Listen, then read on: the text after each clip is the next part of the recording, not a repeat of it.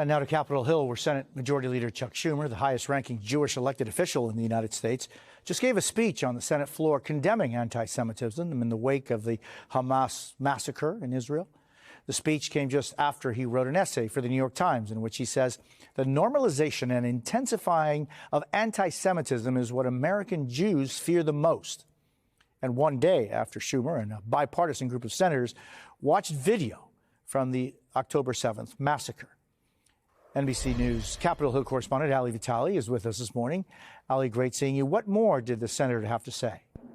Look, a sober speech here, Jose, from the highest-ranking Jewish official in Congress. And Schumer said that's why he wanted to be the one to speak about this, saying that to Jews like him, this moment is a five-alarm fire. But contrasting it, in his words, for so many other people of goodwill, he says that anti-Semitism and the rise of it in this country is merely a problem, a matter of concern. He steeped this speech in the history of the Jewish people, of the ways in which they have shown up in an inclusive fashion. Schumer himself pointing to the way that he has worked against the rise of anti-Asian violence, the rise against Muslims during the Trump years, that Schumer at each turn has worked for equality and protection for each of these minority groups at various points. And now he, as a Jew, is asking people to show up and do the same. Listen to a little bit more of what he said here on the Senate floor just in the last hour, Jose.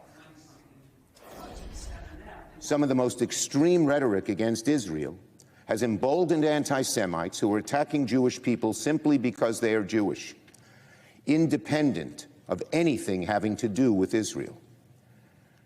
And those who are inclined to examine the world through the lens of oppressors versus the oppressed should take note that the many thousands of years of Jewish history are defined by oppression. And Jose, you're right to point out that this speech comes just one day after senators were able to view that really gruesome IDF footage of what happened on 10/7. That's something that House members had previously been able to see. A somber tone here as they debate what aid packages could look like going forward to Israel and other countries. Jose.